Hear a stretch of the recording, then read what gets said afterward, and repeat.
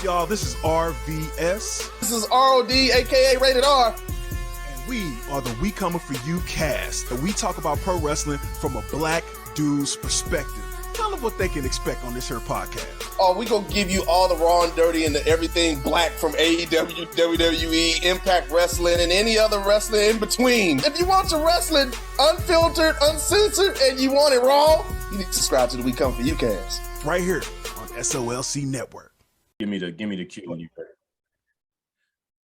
All right, man. Welcome back in another episode of the Sports Scenario, man. I'm excited about this one, man. As usual, it's your boy Matt, man. We got Daryl over here again. Daryl's gonna be running the pseudo Molly Curum today, the seat over there. Just as fine. It's gonna be love. But man, I'm excited, man. 'Cause we've been talking about this for a little while. I bumped into this brother a couple of months back, man. Just parlaying a little bit, man. We rapped a little bit, got to know each other, man. But excited to have my man's Brandon Williams joining us here today, man. He's gonna talk about a whole lot of different things and just give us the outlook, man. And we, you know what I'm saying? We're gonna try to make this be a thing. We're gonna try to do this for y'all more often, man. So B, what's the word, man? Man, it's a pleasure to be here. Finally getting to hop on with you, brothers. I've been looking at the content, just a vast array of content. I'm excited about it. I like it. No, I don't know, B. I know some of my content be out there. You know, just a vast array of content out there, very diverse community of content. I feel it all. I appreciate it. You know, I'm excited to be here, man. And let's just do what we do, man. Yeah, man. We got that. We got a vast array. It's a vast array of something sometimes, but it's a vast Shout out to array. We Coming For You podcast, man. Who's our flag bearer? Oh, yeah. And by the way, man, before we get into it, as always, man, check out everything we got going on here at SOLC, man. We Coming For You is going to be coming with the Royal Rumble recap, man. Me and RVS and Rated R, we was out there on Saturday. That was a whole situation, seeing that live. St. Louis really showed I didn't see y'all with no gas mask suits on the Instagram, man. Y'all ain't have no suits on. No, man, I wasn't. There was some cats who was dressed up, though. We'll talk about that. I'm going to talk about that on the show. I saw some stuff, man. I saw like 3 Macho Mans. It was crazy, but you know what I'm saying? What else we got dropping this week, man? I know you always got Mike Checker this podcast. Yeah, we got I only listen to 90s music. We're doing a review of Janet Jackson's documentary. As anybody knows, my disdain for Jermaine Jackson. You want to tune in for that. Because Jermaine was not to be found in his documentary. And you know I am happy. And we severed Randy sighting. Because Randy ain't been around since Jermaine took his wife. You're not doing the Jermaine Jackson this, but you also got the Super Bowl halftime show episode that just hit. That is the songs that people not gonna hear during the Super Bowl halftime show, which is probably for the better. But yo, speaking of which, man, before we jump into stuff, man, I was looking at the different worlds we got in sports today, right? So first of all, the promo that the league dropped for the halftime show was just off the chain. That's one of the best commercials, promo pieces I've seen for anything. I was like, no matter what the game is, this is going to be live. But I'm sitting there on Instagram. You know how it is. You can fall down a rabbit hole on that thing just looking at random stuff. And I see the NHL All-Star game is coming up. And they got Machine Gun Kelly. And I just go to read the comments, and everybody's like, oh, I'll make sure to have plans at halftime. Or like something crazy like that. Like, how we go from that to that? What's up? Now you know the NHL was about to file bankruptcy, and they had to go find whoever was willing to take the show. Okay, they losing money because of COVID. Franchises about to fold. They like contemplating bankruptcy. They are using any assets they can find to barter with Machine Gun Kelly to say, "Hey man, can you please hop on here and just do some songs?" I don't know what songs Machine Gun Kelly has, but apparently he has some songs. They say, man, what you want? You want a squad? Because like we got one that's about to be available. You want Phoenix? You want Phoenix? You want Phoenix or like Edmonton or something? Like what you want? Like Winnipeg? Like right? They over there giving away franchise licenses to Machine Gun Kelly. Please. The NHL should have known it was over when they left Atlanta. Because that's the one of those popular cities. And they had the most black players too. To go to Atlanta in the first place, though. NHL ain't no business being in Atlanta. No, they had the most black players too. They had like 12 black dudes in their team, and them dudes signed up to be in Atlanta, not go to Winnipeg. Yeah, I know that. Let me tell you something else. Them 12 brothers still down there in Atlanta too. They ain't go with Winnipeg. They still down there. They found a whole new way of living. They playing soccer now. Yo, Atlanta being a soccer mecca is like legit one of the things I look at. I'm just like, anything's possible. Like KG level, anything's possible. Full arm extension. Like they say we got a sold out soccer game, man. The soccer is drawing more than the Falcons in Atlanta. At the Mercedes-Benz Dome. Yeah. So like the Falcons are like the third or fourth show in town down there, which is wild. So it's the Braves coming United, up too. It's like the Braves then United. Is it the Hawks then? Then the Falcons? I mean, yeah, it might be, man. Them Falcons let you down though, man. I understand where Atlanta at with that, man, because you think about a hard team to follow. The Atlanta Falcons, man. You had Michael Vick, you had sensational, this exciting team down there. You snuck in a Super Bowl back in the day before that with Chris Chandler, crazy ass turnout that year. And now you got Matt Ryan for the last 45 years. They're cursed though, man. Didn't the man of the year end up getting caught with a prostitute the night before the Super Bowl? That would be accurate. Yeah, that happened. Yes, that happened. And that doomed their Super Bowl chances right off the gate. It was like, come on. Denver knew they was gonna win. You finally get there, bro. You could have did that in Atlanta. Why did you come out here doing it? Where was they? Where were they at? Where were they at? It probably was in San Diego. It sounded like feel like a San Diego or something. Wait, the Super Bowl? Yeah, that where year. was that Super Bowl at? That was the oh God, where was that one at? Was that Minnesota? No, it was definitely on the coast. It definitely was in either LA or San Diego. All right, we got Miami. It was Miami. Was it Miami? I think it was Miami. I mean, you got a probably about 40% chance of getting right if you say the Super Bowl is in Miami or New Orleans. It was Miami. Yep. That's what I'm saying. Miami, New Orleans, or LA, San Diego. Why did you come down to Miami to do that? So you could have did that when you got back home. Easily. So this conversation right here, I'm putting a pin on this, but we're gonna come back another episode and do this because B, I want for you to weigh in on our city rankings. We did all 32 teams in the league. We did a tournament on the best and the worst cities to be there in draft order, and we took it all the way through the playoffs, got all the way down to the finals. But I need your takeaway, your experience as well. Well, we had it was the blackest cities. Yes, the blackest cities. Okay.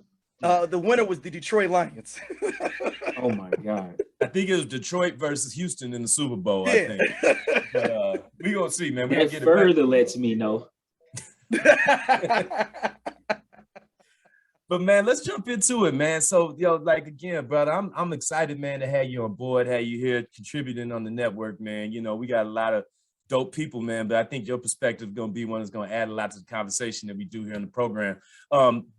D, tell folks, I know folks gonna have feedback for this, man. Before we hop in this, tell folks about how they can connect with us and where to get them questions into us at. Yeah, make sure you email us solcnetwork@gmail.com or sportscenario@gmail.com to check out to email Matt any questions about sports scenario. So all right, man, absolutely, man. So look, man, I mean, you got a life story in the game of football, man, and like how that's gone through, man. Kind of, walk us through, man. I mean, we can go up to college. We can start in high school, man. Like, how did the game first connect with you, bro? And like, what I'm saying, got off the ground with you.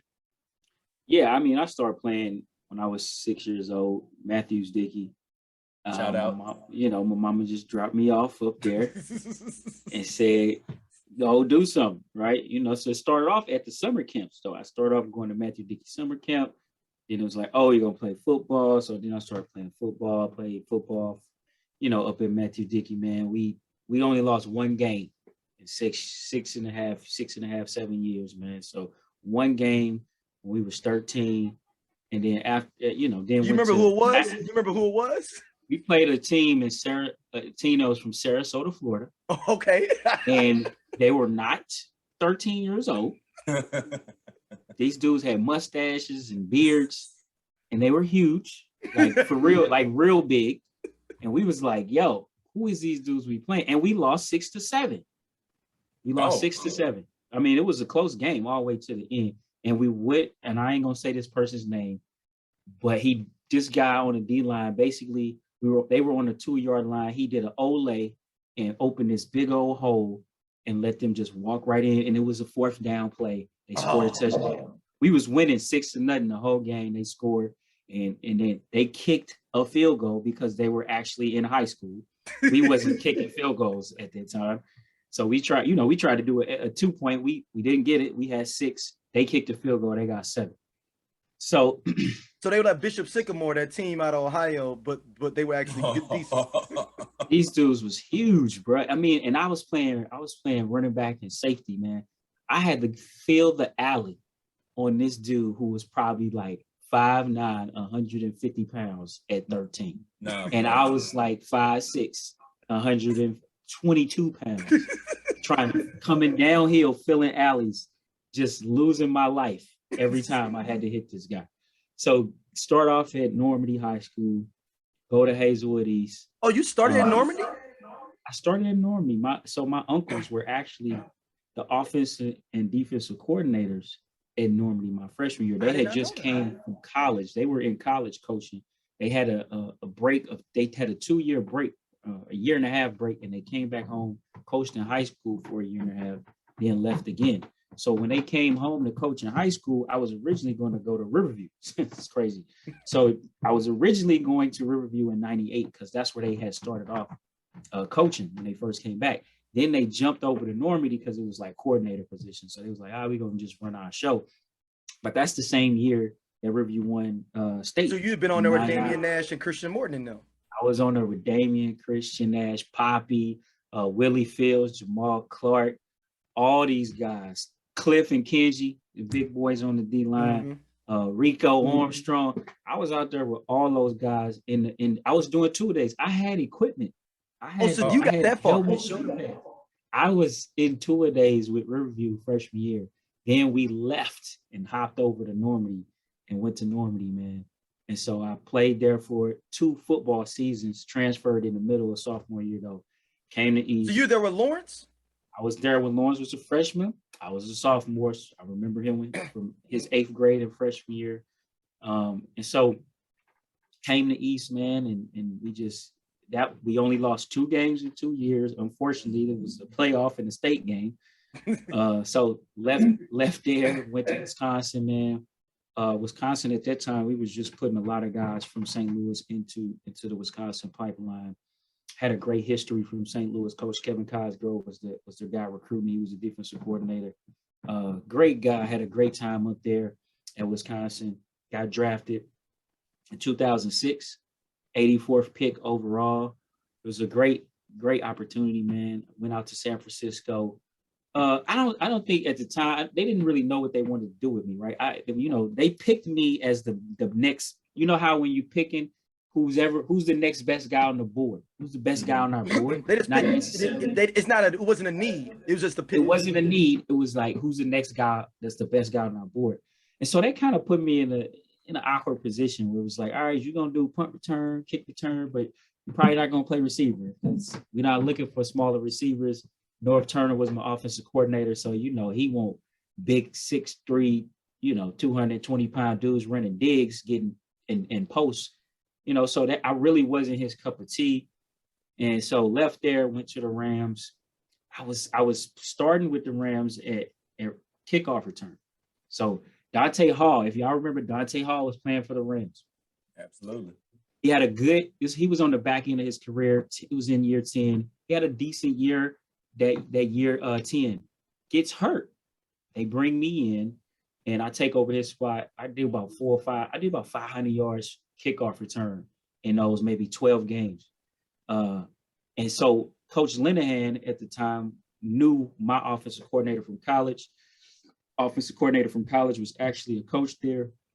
Coach Lenny brought me in and said, hey, you're going to be our returner. You're going to come back next year. Well, what happened was in the offseason, Al McGinnis became the offensive coordinator. If you know who he is, he was offensive coordinator with the Kansas City Chiefs, who had Dante Hall, who had Eddie Kennison, who had all these brothers, right? Trent Green, they was just tearing it up. Well, when he came back in the offseason, he said, no. I want to bring Dante Hall back. I said, are you, what? Why are you bringing him back? He's old. Like, Dante was so cool, man. He was like, man, I don't even know why they bringing me back. I'm just finna go get this check. Cash in 11 years, go get that pension. And I'm like, yo, this. So I was already at a bad position with that situation because you know, coaches get their guy. They want their guy. And this is how I knew it was bad. We used to play the Tennessee Titans, right? Henry Eller is our receiver coach. Love Henry to death. Great guy. And I didn't get in. I got in a couple kick returns, but he didn't put me in a receiver. And I'm like, yo, what's up, Coach L? You know, I'm like, I've been killing it all week. Like, what's good? He's just like, B, I'm sorry, man, but I can't put you in the game. I'm like, what? Why you can't?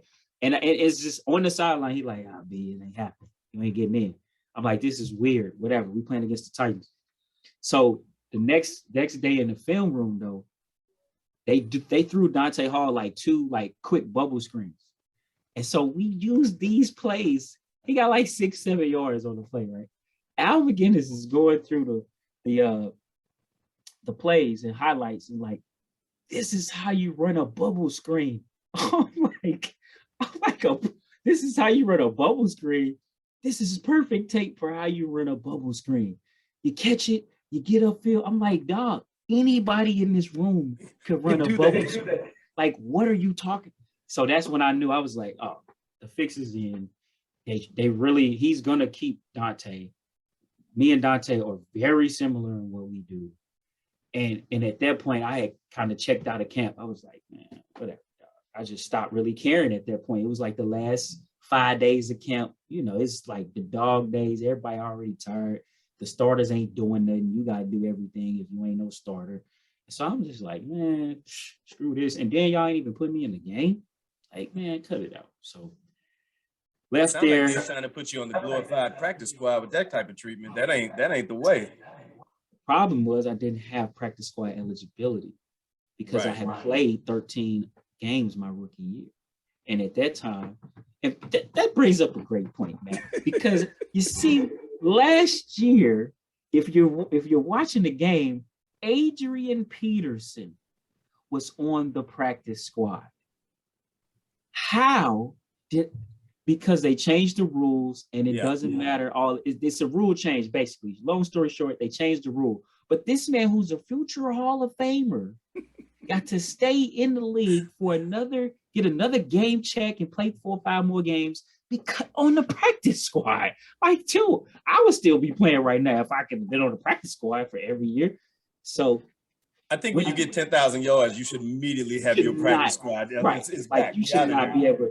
Like, this is ridiculous. Like, how is this happening? And I talk to say this and bring this up with other guys who play in the league with me, and we all lose our mind. Like, this is ridiculous. Like, how dare they? So after that, I went to Pittsburgh, played with Pittsburgh. I was in Pittsburgh through camp, ended up tearing my oblique, and after that, I was done. That's one of the worst injuries out there, period, ever. I did a minor oblique once in a much less high profile capacity. This is how I tore my oblique. You can't move. Look, this is how I tore my oblique. I've never been on any special teams but kick and punt return. I've never been a gunner. I've never been a guy trying to block a punt. Never been a terminator. You know what I mean? Mm-hmm. We're in practice. We're doing a drill to block punts on a soccer ball. I'm in the drill. I go in. I'm doing the drill. I'm running around, and I'm getting ready to block the ball. I go, Matt, you already know. I went just like this, and my whole left side said, crack, crack. Ooh. And I immediately went to the ground like, yo, I can't breathe. Why? I just tried to block a soccer ball, and I literally cannot breathe. I'm like, what is this? And I couldn't, like, my arm was stuck to my side, and I couldn't, like, get back up without limping. And it was the worst pain I ever felt in my life, man. I couldn't sneeze, laugh, cough, blow my nose. I couldn't do nothing for like 2 weeks. I did mine. I thought I did a side strain. Like, I just had, like, he had a muscle that picked up. And when I tried to sit up in bed, and I couldn't sit up in bed because you just don't realize how much when core talk about that core mattered. No, that's a tough man. That's a tough way for that to go, though, because it's like, I mean, you got love for the game, man, and you're out there doing your thing. But when you got to get in a position where they say, all right, you got to go and do something completely new at the highest level of football there is, you already kind of like, yo, hold up. Like, how's that work? So when I got hurt though, so me and two other guys came in together. One of the guys, I can't remember, but the other guy was this guy named Stephon Logan. If you remember Stephon Logan, he was a returner and a running back, played with Pittsburgh, then he went to Detroit. He ended up having a pretty solid career because he was a running back in Canada. So it was me and him essentially competing. That week, I turned my stuff up. He runs a punt back for a touchdown in the first or second game of the preseason. And it was a wrap. And Coach Mike T was like, yo, I was like, but y'all didn't give me a chance to do it because I was injured. I missed so many days and trying to get back in the flow. And Mike T was like, yo, he just ate off your plate, bro. He ate off your plate. And I was like, what? And that's the hard part about the NFL, man, because everybody always say what it stands for, not for long. And that's the tough thing about it is that you got so much competition, so few roster spots, even with the changes they've made in the league now. And it seems like it's a little bit easier to, kind of at least get a shot because they got, the IL changes and things like that. It just gets more people on the roster at the time. But, it could be one moment, you know what I'm saying? That changes up the entire thing. I think going back to what you're saying about the draft, it's like when you look at that third round, you're in that top 100, you know what I'm saying? People are really looking for guys in that range right there that they're going to wait to make a difference. But when you don't get with that, I think the point you make about Dante Hall is a great one. Obviously, Dante Hall is one of the great returnmen in league history, but he got with a guy and he had a sponsor going through the league. And that's why you see some guys stick around for as long as they do, because they got a guy that they moving with. And I think you see that a lot in coaching, but you definitely see it with guys that are on the field too. Oh, 100%. Because my receiver coach my rookie year was one of the best guys in the business, Jerry Sullivan. He coached a lot of guys, Sean Jefferson, Anquan Bolden, a slew of guys. My rookie year, though, it was this guy, and I'm not going to say his name, but it was a guy who he had coached in Miami that he got to come to San Francisco. And he stayed on the roster for probably about 3 or 4 years. But that was his guy. He was a solid receiver. But in most scenarios, he would probably have gotten cut. Because he was an older guy who was just okay. He wasn't an impact player. And he was in year like 6 or 7. You know what I'm saying? So it was like, really? This is what we doing Brandon, right now? you should have got some stuff on people, man. That's what you needed to do. I'm telling you, I swear some of these players, they got some on somebody's wife, their daughter, something. Bro. Because ain't no way, bro. That's why I'm like, yo, how is he still here? So man, so after after that happens and things get moved up there, man, you know what I'm saying? I think that one of the good things about it is if you do build those relationships, you show up well, folks, you can still have a way in the game and still be around it and have some different things. So you get to that point, you work the time to get to the league. You have a longer time in the league than a lot of people did. Have a lot of time out there doing it. Because a lot of folks come up with that first camp and that's it. They're going back to the house. You know what I'm saying? Right. But you had that time out there. How do you get on your feet when you get done with that and say, what's next? What am I going to do at this point after that? It's tough, man. Everybody's process is a little different. But I'll say this, it takes 4 to 5 years, period. It takes 4 to 5 years mentally, emotionally. And then, because if you think about it, that 4 years I was in college was dedicated to football. It wasn't dedicated to life. So you need to essentially recreate and relive that 4.5 years. You sound like you're getting out of prison. Like you need 4 to 5 years to you need to reacclimate yourself to real living, right? And how life really is supposed to be or could be. And so a person, you just think about it, a person who played in the league, they was a mid-level guy. They lead a league with, let's say you lead a league with $50,000. But it's a person who out of college went and worked at Microsoft. And they may have started at the low level, but 4 years in the game, they making 6 figures. You're not making anything. You're making zero. You just got this money in the bank. They may have a little money in the bank, but they making good money, right? So that is a hard reality and a hard pill to swallow when you think about it, right? And so it ain't just no, and I didn't have my degree at the time either. So that made it a lot harder. But so I had to go through this process of getting my degree, understanding that the degree is valuable and very important. And then what pathway did I want to take? Because I had an opportunity. See, you talk about moments in the game. I had an opportunity to go and be on the staff at Pittsburgh with the University of Pittsburgh with Coach Paul Chris, when he was there for 3 years, right? He called me and said, hey, I want you to come out here. This is funny, right? So today, Bobby Ingram just got announced as the offensive coordinator for Wisconsin Badgers, right? Today. Okay. Bobby Ingram was his receiver coach at the University of Pitt. He called me and said, hey, I want you to come be the assistant strength coach for 1 year, but you're going to learn under Bobby. And then when Bobby leaves, you're going to take the receiver coach position from him. Well, 2 years later, he leaves, comes to Wisconsin. So I would have went to Wisconsin with him back at the crib, been the wide receiver coach, right? But what happened was he called me. In order to be a coach at Pitt, you gotta have a degree. Oh. I was just gonna say that, but as soon as he said that you got to be a coach, you had to have a degree. You had to have that degree. So, now, how common is that in NCAA? Is that a pretty regular rule? Or is that kind of an institution?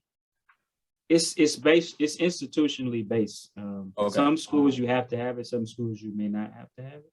But Pitt just happened to be one of those schools where you needed that degree. But if you become a head coach or assistant coach, wouldn't you have to have a degree then? Like wouldn't it kind of leveled you off from going like certain heights in general? Like, well, yeah, I would have went there, finished as a coach, but I would have been coaching, right? Okay.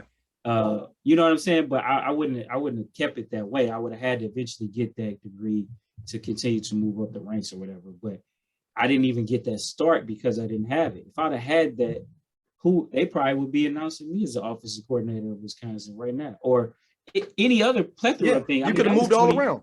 That was 2013. We're talking almost 10 years ago. You know, with my network and relationships, I could be anywhere, right? Mm-hmm. But that's just an example of a moment that's a life-changing moment that didn't happen because I wasn't in a position to be able to capitalize off of it just because. So we were talking on the show last week. Well, no, actually I did a spot on the Man Listen show. I shout out to Marvin, our homeboy out of KC, just got a great show over there. We were just talking about how, opportunity is a thing. And the guy I was talking about is a guy I'm sure you know, in Brad Holmes, and who worked his way up. And it's not necessarily, I'm not going to say it's necessarily being in the right place at the right time, but it is a little bit of that, and having that work ethic to work up from being on, scouting side and having the next step and being there. And you got to know somebody as you go through and as you build those relationships. But now, he's getting ready to go into his second year of being a GM. So I think that is a great point about, both being in the right place, having those credentials that you need, but then also having, the fortuity to be able to stick through and be in those situations. It's a coin flip of a situation sometimes. It really is, man, because Brad Holmes, he did it the tough way, man, going through the scouting department, which is it is a traditional way, but he was in the scouting department for a long time, man, a long time. He didn't get no acceleration period. Like now everybody's story is accelerated nowadays. His story was not accelerated. He waited his time, put his work in, and, you see where he's at. But even with that, the power of the moment, right, is even years later, after I got my degree, I ended up getting my degree in 2016.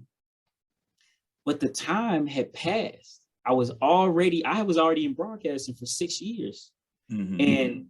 And it was other opportunities. I was living in Wisconsin at the time. And so I could have walked into Coach Alvey's office and be like, yo, I want to coach next year. What's up? But the time had passed to where it was like, do I really want to get into coaching? Do I really want to do that? And just the opportunity didn't present itself the same way it presented itself back then. So it's just interesting to look at that in retrospect.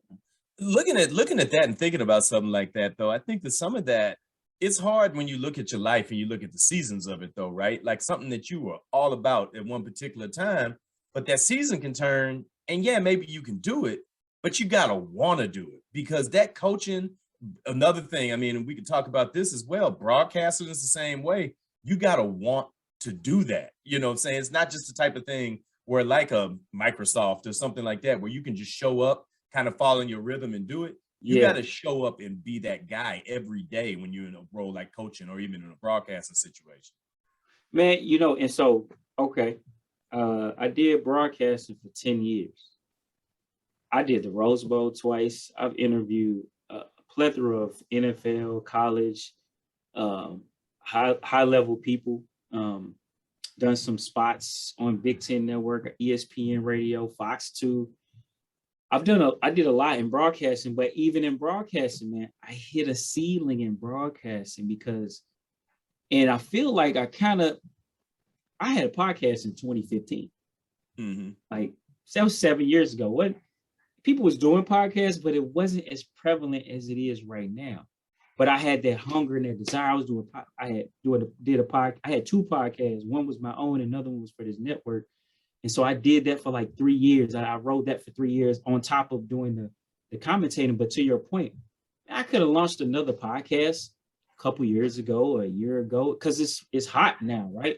I just really didn't have that fire to just want to continue to produce the content, interview, set it up. I could, but I just, like to your point, it's something that ain't clicked in me to where I just want to go hard on my own, right? Now, if somebody called me and was like, yo, we want you to come host a podcast, I would seriously think about it, right? But if I had to do it all on my own, I'm good.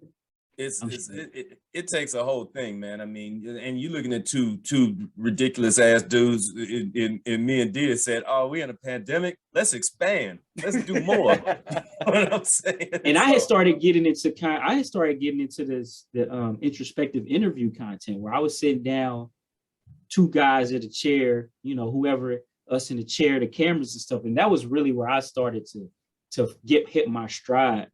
And feel like, man, this is this type of content that I really want to do. And that type of content take money. Yep. Yes. You know what I'm saying? Yes, you got to invest in it, time. You got to have the right editing, the cameras, the people to shoot it. Like, it just takes money, right? And so I was just like, oh, man, yeah, this ain't really what I'm trying to do right now. Let me go get some bread.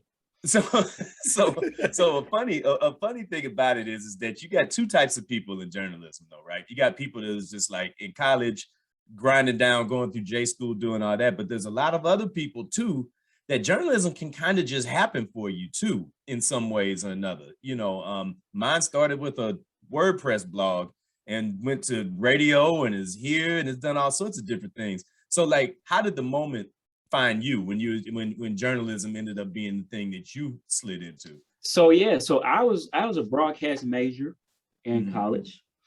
So I was always in front. As a broadcast major, one of my classes I had to produce radio shows. So I would learn how to produce a radio show. You know, was a writer, producer, director, and all of that stuff. So I had fun. I always loved doing that communication aspect. Then I took a few journalism classes, but communication was always my thing, right?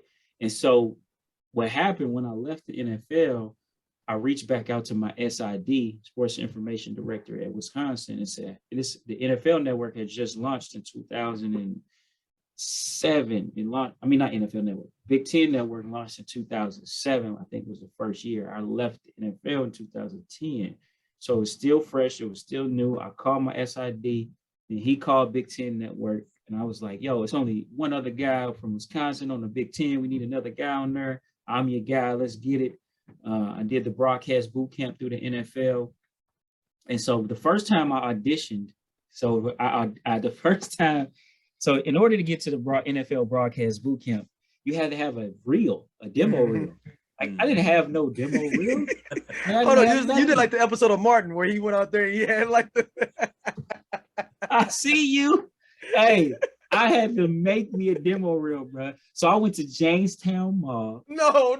They had this studio in Jamestown Mall, y'all. I sleep on my guy. I can't remember his name, but it's a brother in there who owned a photography studio. And he had a video portion of it too. So I said, look, man, this is what I'm gonna do, bro. Hey, I need your help, bro. I need you. I got 1 week. I got to put this together. I did. So I went in there and I wrote up this whole segment called B Will's Big Board. And it was the year that Dez Bryant, what was the cat from Notre Dame, the receiver, Chen? Oh man, he played. I saw that. Seattle, I saw that. That was Dallas. Oh, what's my man name? Played for Notre Dame. He played for a while. He used to get into fights and stuff all the time. I can't remember his name. Oh, Golden Tate. Golden Tate. Yeah. So it was him. It was Dez Bryant and Golden Tate. These are my top two receivers on the B Will Big Board. This is trash, bro. It was terrible. I had the green screen behind me. My man was videotaping. We had the fake set, but I had to make this real in order to even get a shot. And like I had to do it. So I went up there, man, did it, sent it in, and they called me and they was like, now you know this reel is not good. Right? Oh, don't. It was like, but these was my people, this NFL people talking to me, insiders who called me and was like preempting me, like, now B, you know this is not really good, right? And I was like, I don't know, I guess, but they was like, but we're gonna give you the last slot to get on up in here. And you know what? All right, so after that, I get in, but it's like 4 months before it starts. So that's when I call Wisconsin. I get an interview or audition with Big Ten Network in like, let's say May. All right, I auditioned for them in May. The coordinator producer's Quentin Carter. He say, you know, B, you're good, but you're not quite there yet. So I can't really put you on the Big Ten yet. Cool. 30 days later is the broadcast boot camp. And he happens to be one of the mentors at broadcast boot camp. Come down there, I kill it the whole week. So broadcast boot camp, you do radio, you do TV, you do in studio, you do on-site reporting, you do all 4 variances of reporting, right? And analysts. And I killed it. And that night, one of the days, we were walking back to the hotel because this hotel room just happened to be next to mine. And we just walking back. He's like, B, you killed it today, man. I want you to do 7 shows for me this fall. And that's how I got on TV, man. I grinded my butt to get where I had to get. Nothing was given to me. I was denied the first time.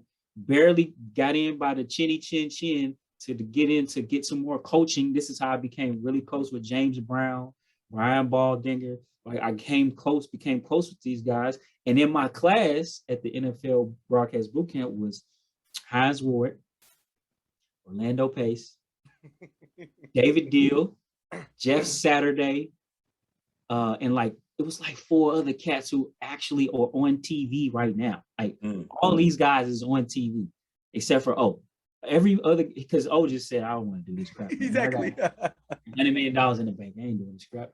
You know, I'm gonna go buy a radio station, right? Call FanDuel and said, "Let me know when you need me." Right. Let me know when you need me. Give me 2 lines and I'm straight. So I had to grind even in that aspect, man, of getting into the broadcast world. And then once I got in, I kind of took off. My trajectory went up really fast, but then it kind of tapered off. So like the first 3-4 years, I was doing Rose Bowls. I was doing 15 to 20 shows a week on Big Ten Network.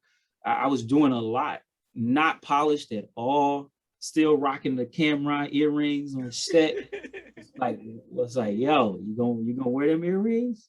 Okay, cool. All right. For sure. It's okay, cool.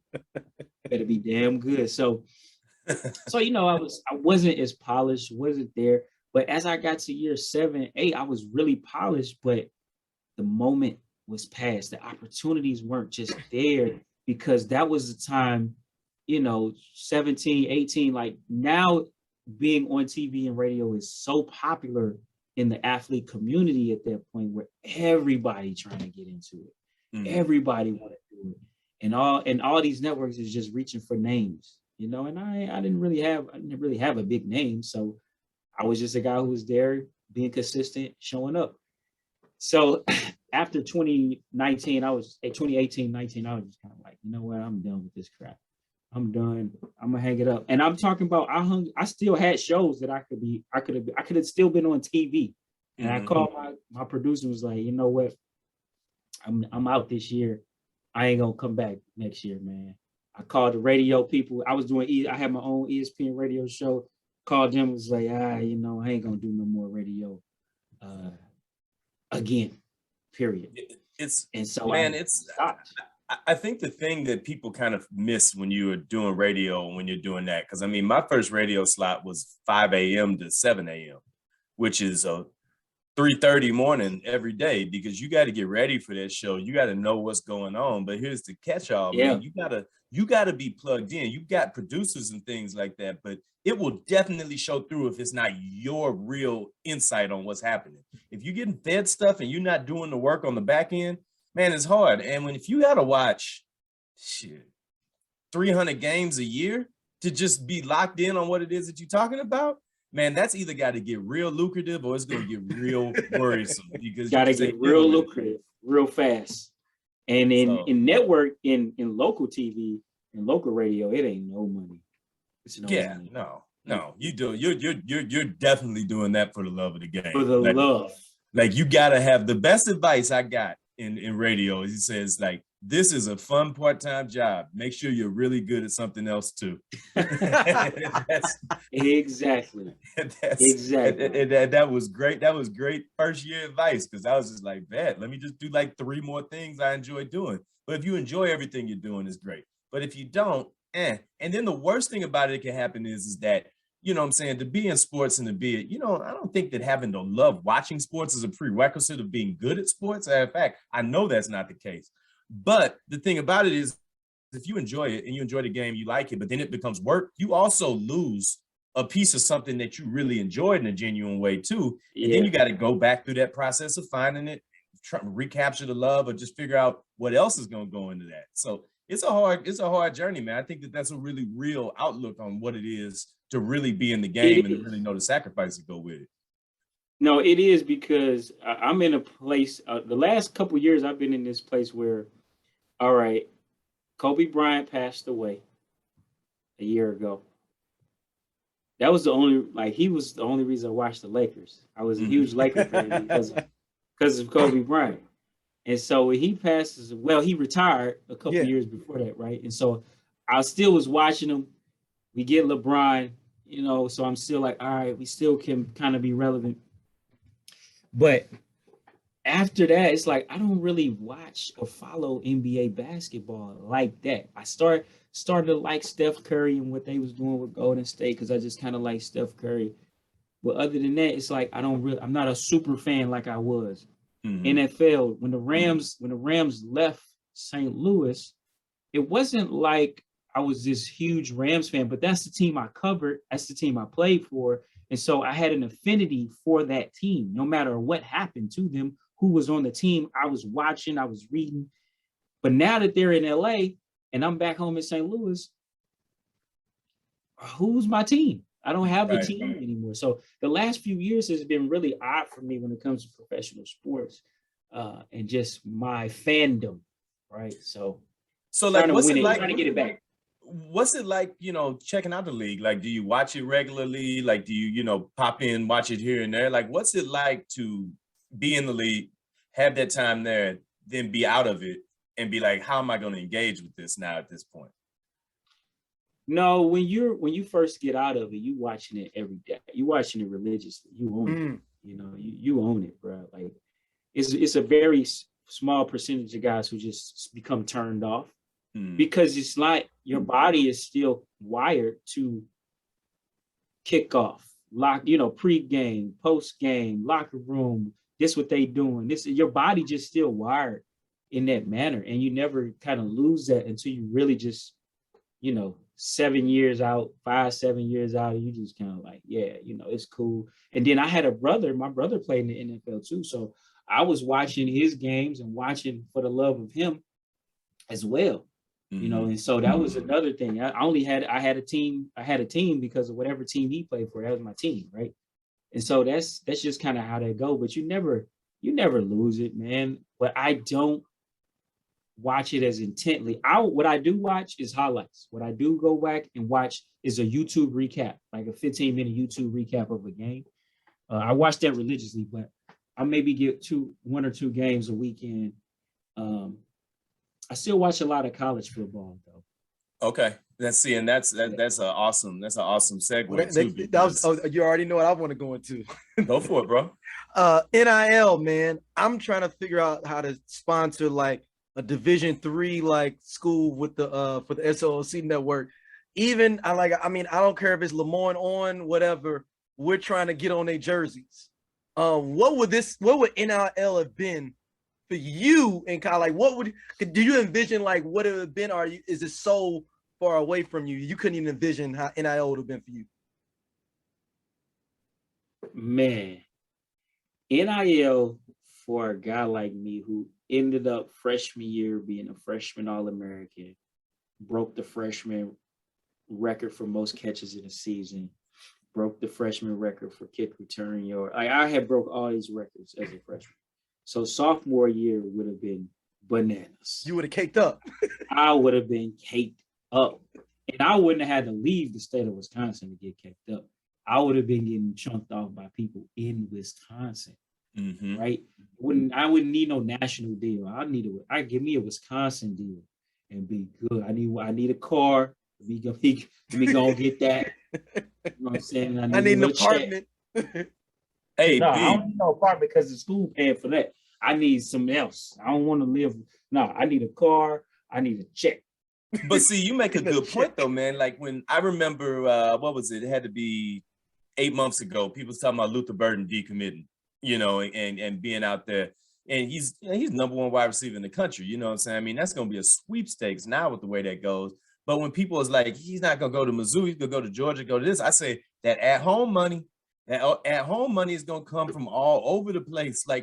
So one thing I thought, and I'm curious, what you say about Wisconsin, what that looks like, is how do you think that access to NIL money on that local level, on that regional level, could impact national recruiting?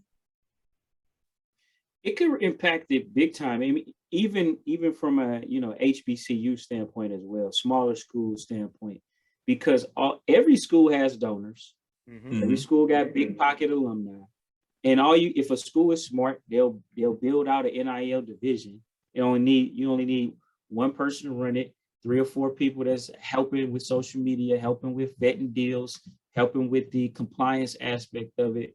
And now we're going out, reaching out to our alumni donor base and saying, hey, you got a podcast network you want to sponsor this, let's do it, because it's definitely out there and it's definitely opportunities. And now it actually, people was like, this is going to make the Power 5 even more powerful. I'm like, not really. Don't have to.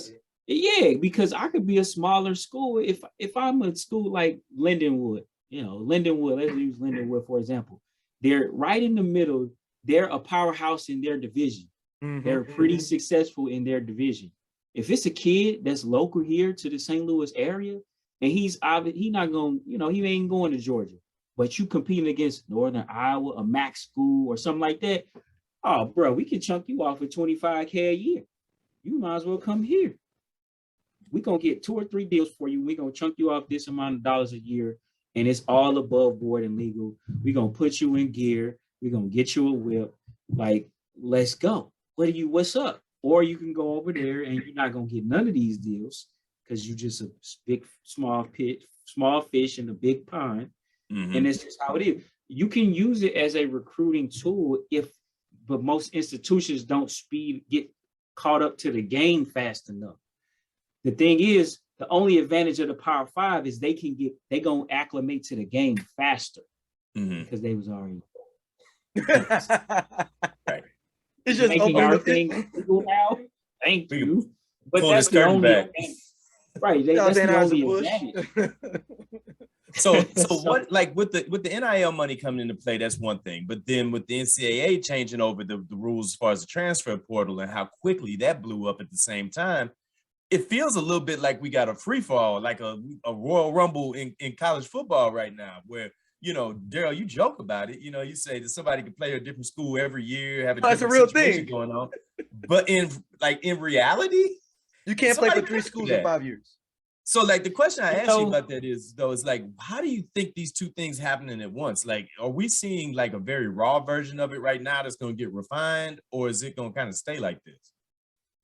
It's most certainly going to get refined because a lot of these transfers at this point are driven by it's a new opportunity. I can recapture a market on my NIL, or I could go here. And I think the NCAA, once again, they're screwing us because they did this on purpose, man. Oh, y'all want it to be a free fall? Well, we're gonna make everything a free fall. Now y'all looking crazy, right? Mm-hmm. And they just have no culpability for anything. They just don't take ownership of anything now. And it's like, come on, man, like be the structure that you're supposed to be and put some structure around this transfer stuff, because it doesn't really make sense. A lot of these guys doing this stuff. I mean, you see the kid, and I hope he go to Wisconsin, but the kid, Caleb Williams, why are you leaving Oklahoma?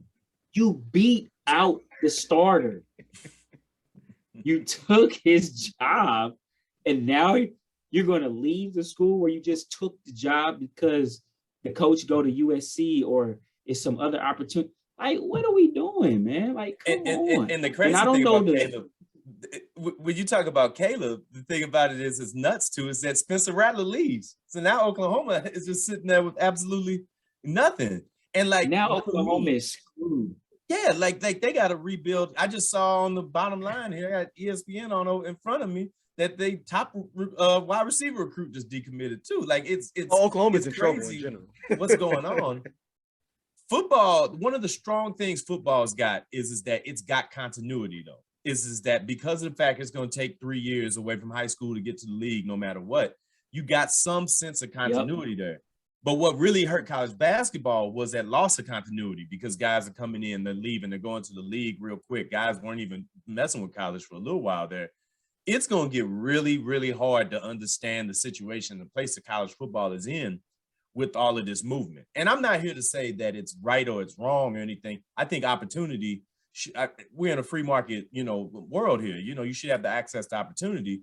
But B, to your point, though, I absolutely think that you got to have some parameters for that free movement. Otherwise, it's going to get completely out of control. And also, if you think about it, though, too, like statistically, I was looking at a thing that said half the people that transfer from Division I schools they didn't get as many looks as they thought they were. They had to go down to FCS because they thought they was going, everybody, it was 1,000 people in the portal.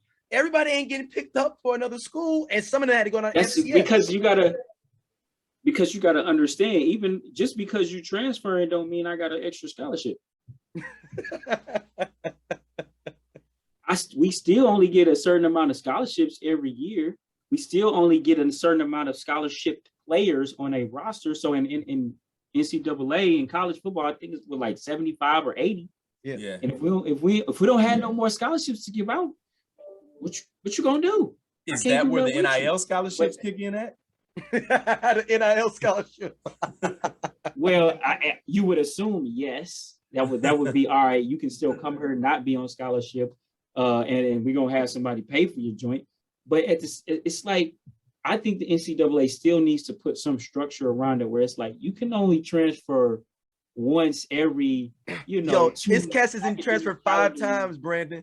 And they like 35 years old out there still playing. Like, for real. Like, it's cast is like 20. No, for real. It's a cat that's 28 at Air Force right now. He's been to 6 schools. That's crazy. Well, I think that, like, if I had a prediction, that's what I think. I think there is going to be some regulation on the transfer portal and all of that stuff, because it's just all over the place. And again, man, free market is great, man. But what could really end up happening is that it just gets too slanted. I mean, you just got, imagine if, for example, if T. Boone Pickens at Oklahoma State just decided to say, you know what, man, we running out $100K fair play on the roster. I can afford that easy going away. That's what BYU's doing. Yeah, BYU's doing great. That's what that is. Look at Phil Knight. At Phil Knight. He ain't slick. He owns a company that is a neo-marketing agency that has partnered with the University of Oregon. I mean, come on, man. They already was getting all these players because of Nike anyway. Right. All the apparel. Now it's just like, it's going to get ridiculous. So looking at the college game and looking at where that's at, obviously, hold on, I need to go back to Caleb Williams real quick too, because it's another crazy thing about it is that, Lincoln Riley heads out west, which was something. Him and the Brian Kelly moves was something when you saw how that went down and how quickly that Let's talk about that NIL. Well, yeah. So like that's the thing. Well, they all had the same. They had the same agent. So right. Lincoln, the agent was like, Lincoln, Brian's gonna take LSU. Do you want a USC? All right. So they both had the same agent for real? They have the same agent, bro. Wow. Same agent. So that agent got playing deals back and forth. Because he got the fee for the contract signed on 2 people. Oh. Only cat that made out better than him was them lawyers that settled that Kroenke lawsuit. Who got that 236. But and there's one more player that's gonna get he's gonna get caked up. Shout out to Mbappe's and he's Holland's agent too in soccer. Yeah, man, dude get 800K. 800K and for both of them. Yeah, that's nuts. But what was the thing I was got to say? Yeah, but I mean, the thing I think about it is that I ask you this: what's a better job right now, college coach or NFL coach? Ooh, good question. All the buzz is around NFL, but all the money look like it's in college. If you had like the fantasy thing, NCAA football, and you literally can jump into the game and become that coach and run an NCAA football program, or go into the Madden and become a Madden coach, which one you picking? I'm probably going. And you get to run your program, B. It's just like the game. You literally just get to jump into the game and run your own program. Do I get full autonomy in the NFL? I mean, it's just like the game. You get to do whatever you want. You get your recruit. No. That's a good question though, because the game is advanced now. There's a GM and there's a coach mode in the game now. So you want the GM seat and the coach seat in the NFL? No, you got to be. You calling the shots. You calling the shots on field. You got a less need. You got less need. I would go to college. I would go to college. All right, because you can build a bigger rapport and get more leeway. That's the only reason. That's the only. I mean, the money is gonna be better, and in college I can hire my own staff. In the NFL, it's a little bit more politics with who you can hire, who you want to bring on the staff, right? But in the NFL, in the college game, I can have both of y'all come on the staff and we win it, whatever we want to do. And your level of winnability, like if you at a certain school and you can go 9-4 every year, you keep your job for 20 years if you want to. That's what I'm saying. This is more opportunity for longevity, man. Hey, the king of longevity, Kirk Ferentz, boy. Oh, he ain't going nowhere till he quit. And his son taking a job after him. If he wanted, yeah. He's on that Tom Osborne, Bill Snyder, Barry Alvarez playing. All of that, man. All of that. So while we talk about coaches, man, I wanted to get your thoughts on that too, man. We got 8 jobs open in the NFL right now. You know what I'm saying? And there's been a lot of things being said about access for African-American coaches and whatnot, what that looks like, also for the GM seats, whatnot. I think you just made a really good point about saying like kind of how some of the politics happen around those coaching seats and things like that. What are your thoughts on what that access piece is looking like right now, though, like in the direction the league is going in, especially after having I think an underwhelming would be, to put it mildly, showing last year as far as getting more African-Americans on the sidelines. How do you see that going through the league right now?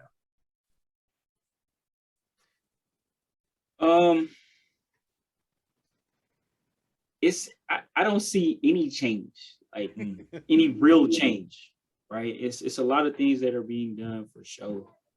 It's still a relationship business at the end of the day. So you can't orchestrate undoing mindsets. It's no way to structurally undo someone's mindset and how they really think and who they associate with. And so that's the hard thing about saying, all right, we need to get more Black coaches in the NFL. We need to get more Black GMs in the NFL. The only way that happens is if we have more Black owners of teams. That's the only way that happens. Out to Robert Smith, get the Broncos. And look, when I first seen that, I thought that that's a headline. They not selling that team to this brother. It ain't happening.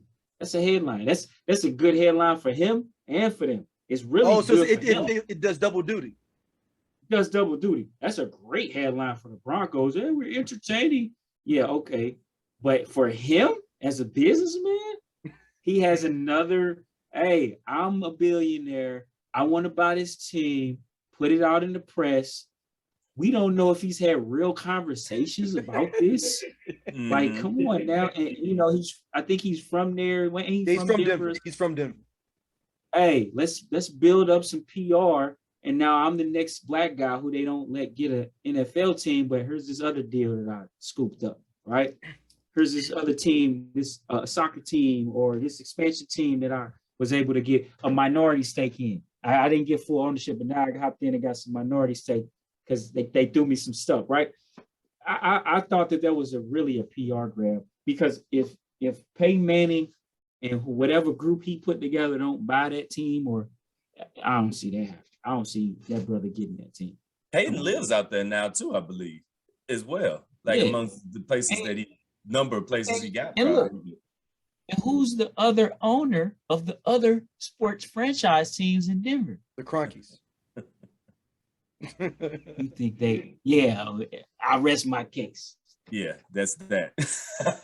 It's I'm happy to see some of the opportunities. I think that the thing you make about ownership is everything, man. If you calling shots, you can make them, man. You load the gun if you're calling shots, But if you until then, it's gonna be all of these inches that feel like miles, you know what I mean? And I start to see more brothers land in the GM seat. That's comfortable. That's moving forward. That's good. But you also got the other thing that's happening at the same time, and I think it's been slower to take in the NFL. But you also got a lot of other people. You got women who are saying, hey, I want my turn at the table as well. You get the pressure that happens with that. All of these different things that happen all at once.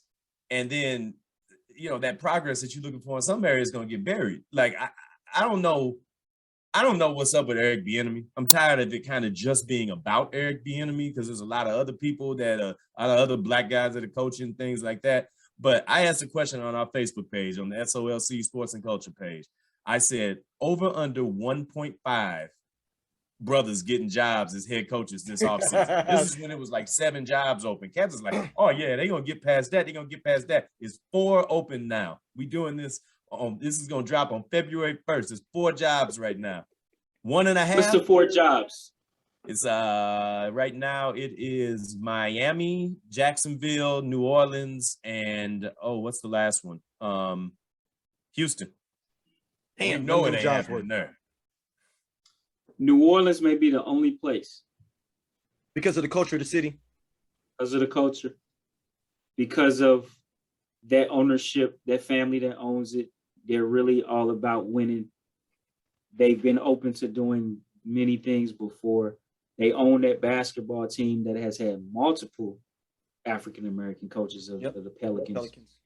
So if any one of them that I see, it would probably be New Orleans.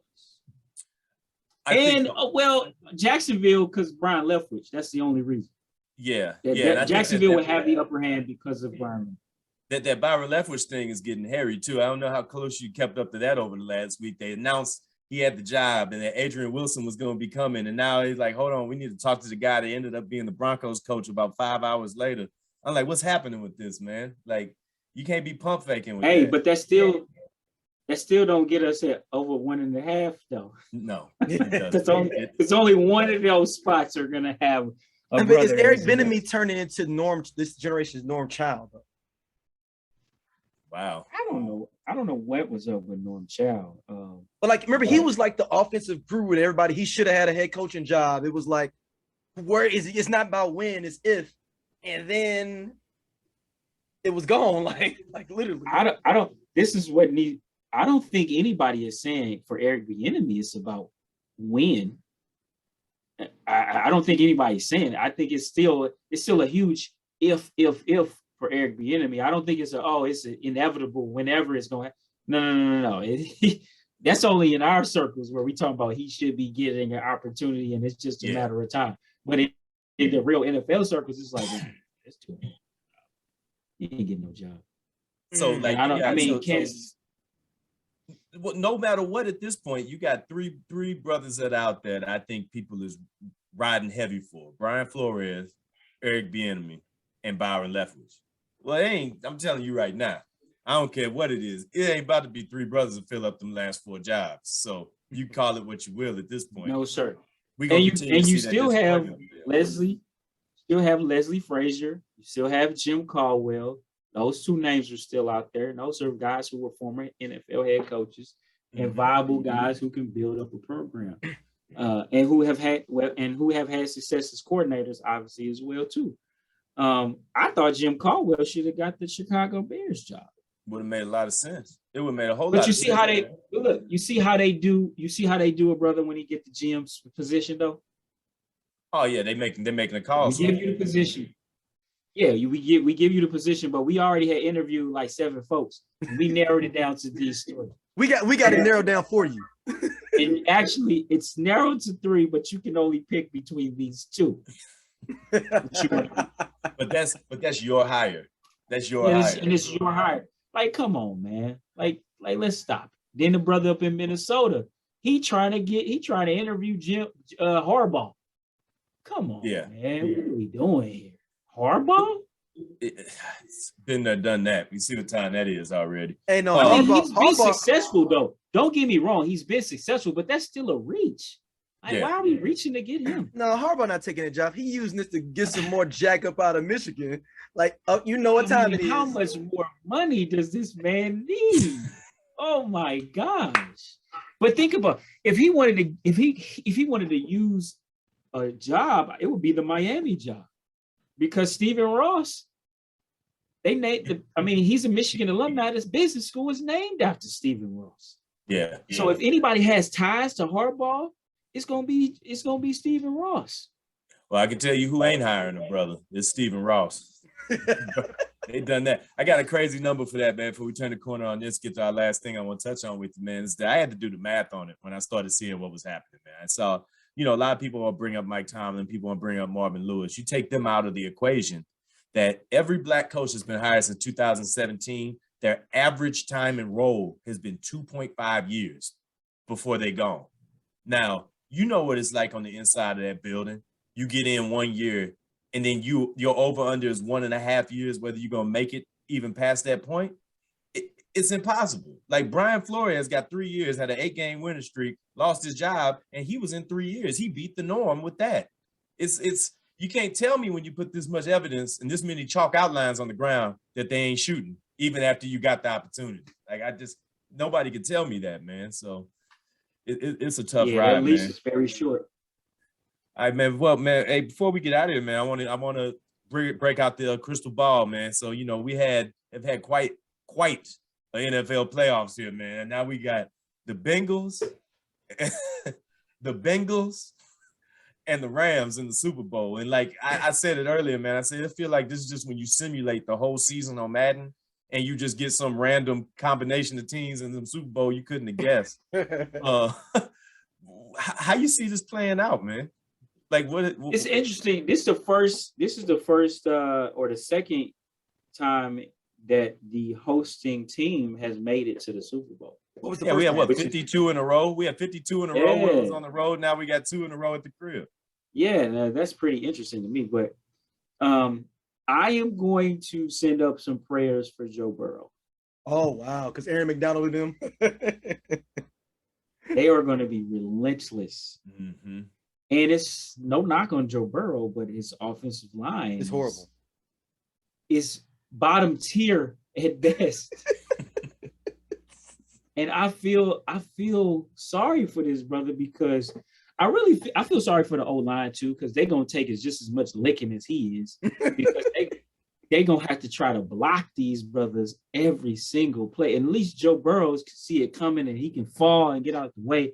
They just gotta hit every single play, and they're gonna get whipped. They're gonna get royally whipped. And so it's gonna be one of those games where it's just gonna be a dud, because and people just hanging out, drinking, talking, like into the halftime show. And only reason it's gonna even be kind of close is because Cincinnati's opportunistic defense, the Rams. But Sean McVay, man, it's something about Sean McVay and his schemes of play calling and his series of play calling that he gets in a rhythm and gets rolling. Now, I don't know if Matthew Stafford's going to be nervous or anything, but I'm taking the Rams. Let's be clear. Let's be clear. I'm taking the Rams, and I'm just gonna send up some prayers for Joe Burrow.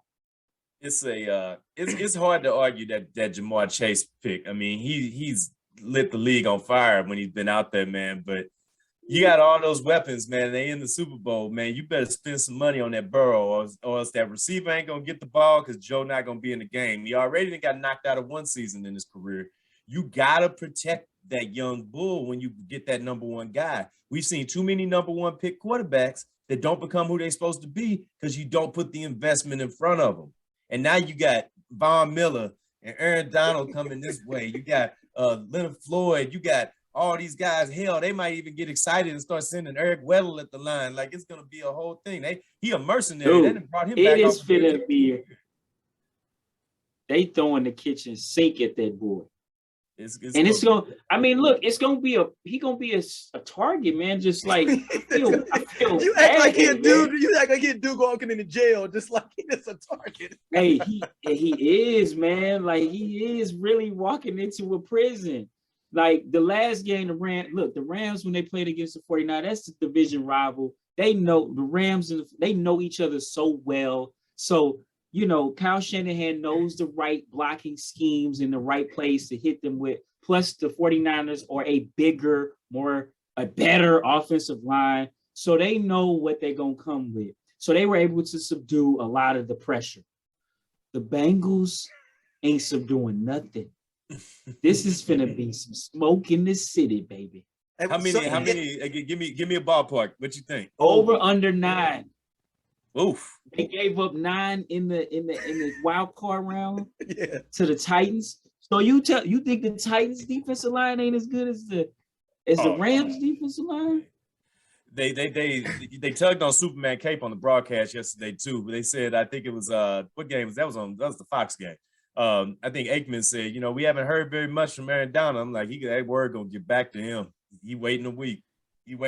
Hey, he's waiting. He waiting 2 weeks, and it's about to be on. Now, if Joe Burrow happens to do the unthinkable and win this, is he the new modern Joe Namath? No. Like Joe Namath, that's big praise. Joe Namath is a guy. I'm just saying, he trying to do that swagger with all you gotta do is wear a mink coat, and he will be Joe Namath. No, man, he still got a little ways to go.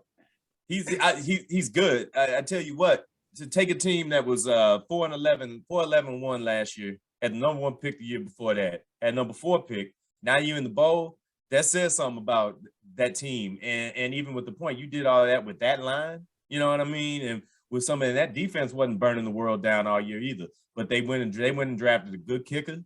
They got a guy in there that can fill in for when they don't get all the way through. You got Burrow, you got a real nice receiving course, but they just lost their tight end. That's going to be a hurter for them too, especially when you got them blocking assignments. Yeah. You know what I mean? That's going to be tough. It's tough. Looking at that AFC game yesterday, I don't know if I've seen a top-notch guy like Mahomes and things like that. It was just like they just stopped working, but the credit got to go to the Bengals for making some of that happen too, though. So, well, what happened at the end of the half when they didn't get any points, that really took a lot of wind out of their sail. Mm. And in the second half, the Bengals made adjustments. Mm-hmm. So let's think about it. It was 21-10. You kick a field goal, it's 24-10. Let's say you come out at the half and you kick another field goal. It's 27-10. There's no way you're losing that game.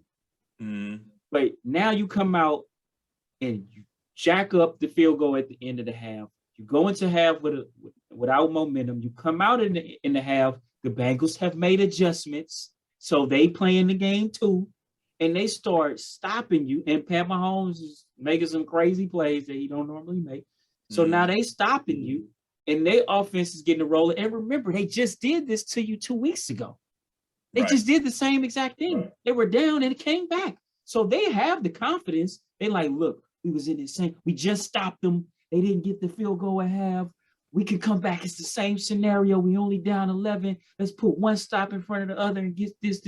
And that's what they did. You gave them the confidence. If you kick the field goal, you gut punch the Bengals going into half like, oh my God, man.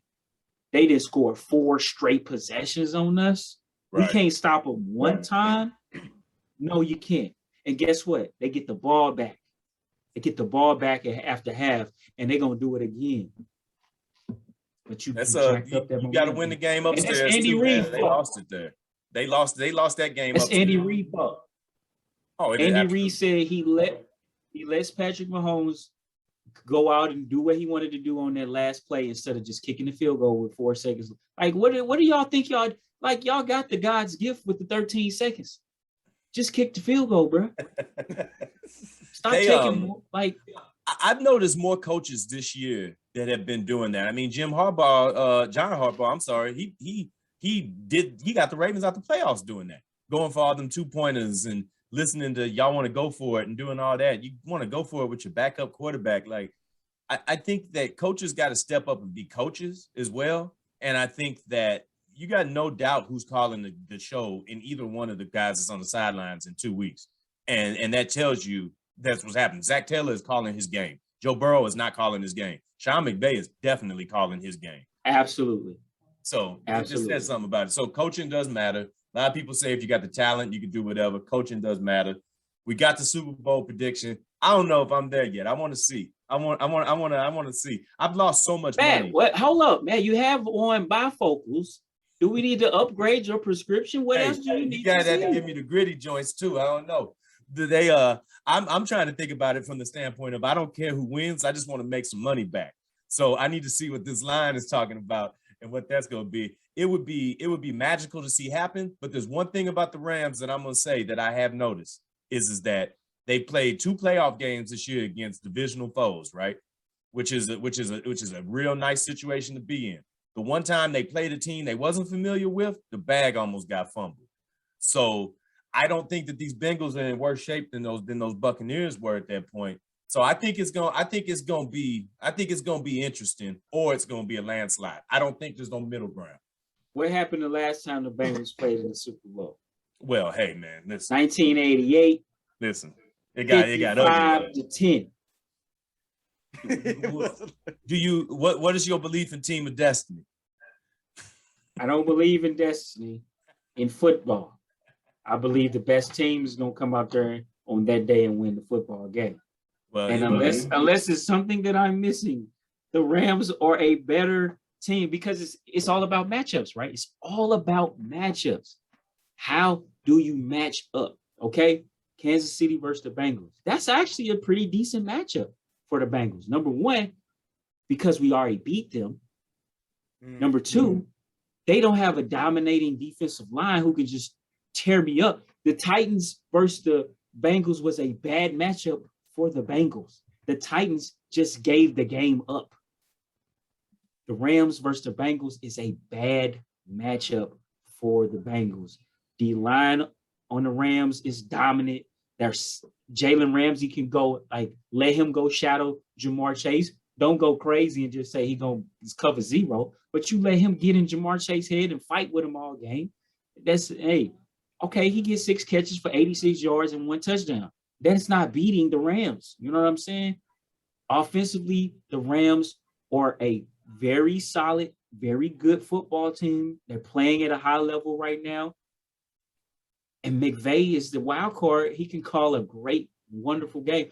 I just don't see. It's just like last year when Tampa Bay completely dominated Kansas City on defense. And it was one on defense. It was not one on offense. They just completely dominated them. Kansas City had no answer. Fortunately, I think Joe Burrow and this Bengals offense is in a little better position because they haven't lost any of their guys. Their guys just suck.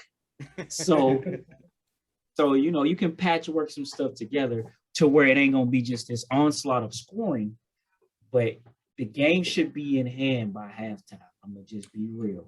I think that the big X factor I look at too is that when I look at the Bengals secondary, a guy like a Swiss Army knife like Cooper Kupp is going to give them hell on earth. There's nobody in that secondary that makes me say Eli Apple.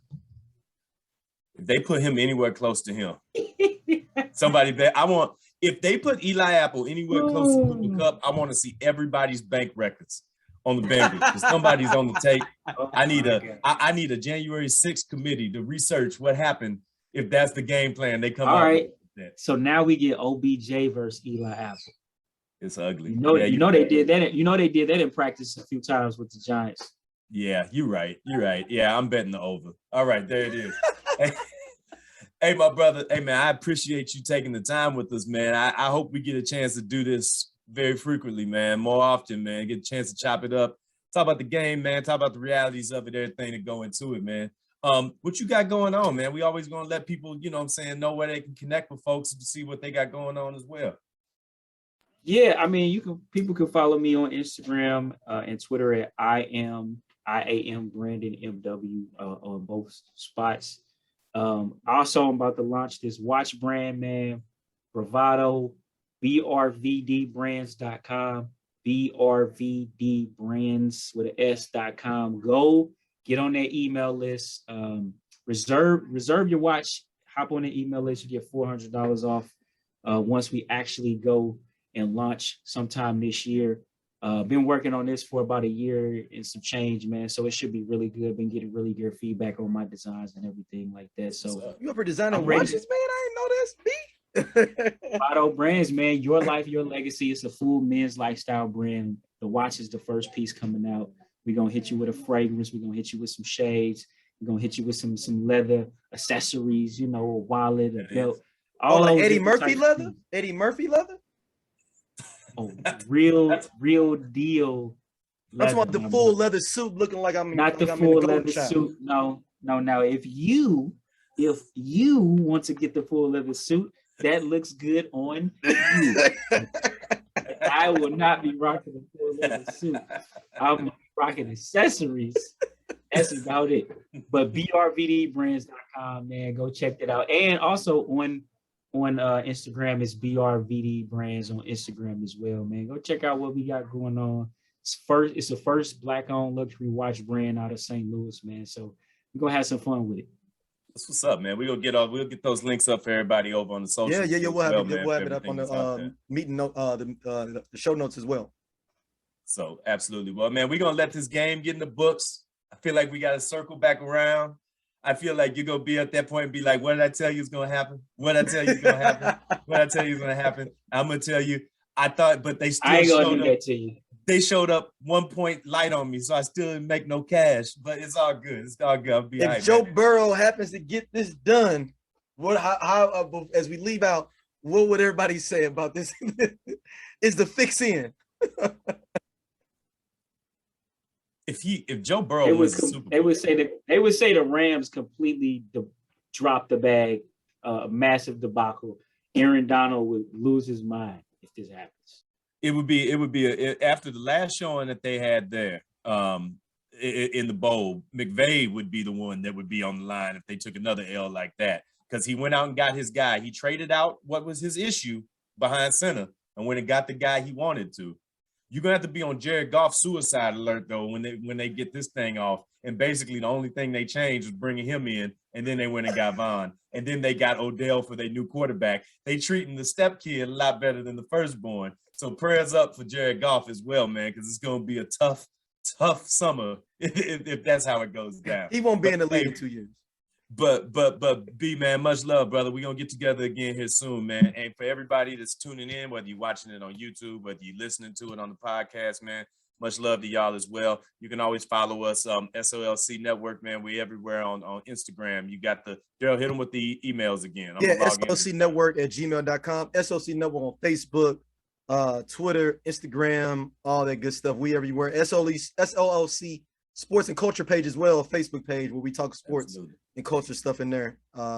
It's been pretty tame in there, so a nice amount of people in there. Ain't nobody got the wild on yet, which is good. It's tough, man. It's a tough time for the state of Missouri today. You got the Rams. Because you was in there tripping. You got the Chiefs. The Chiefs bent the knee. It's tough. People. Hey, B, how your moderator is in there starting shit? How's the person that started the page moderate? Hey, man, we were this close to having a truly all Missouri Super Bowl. We would have claimed the Rams back real quick. That would have been one of the most special events in the history of this city, the way the people would have been feeling about that. I'd love to see that. See what's at. But hey, y'all, we appreciate y'all, man. Stay locked with us, man. Hit that subscribe if you haven't yet, man. Show love all the time, man. SLC Sports and Culture, man, on Facebook, SLC sports scenario right here, man. Peace. We'll be back shortly.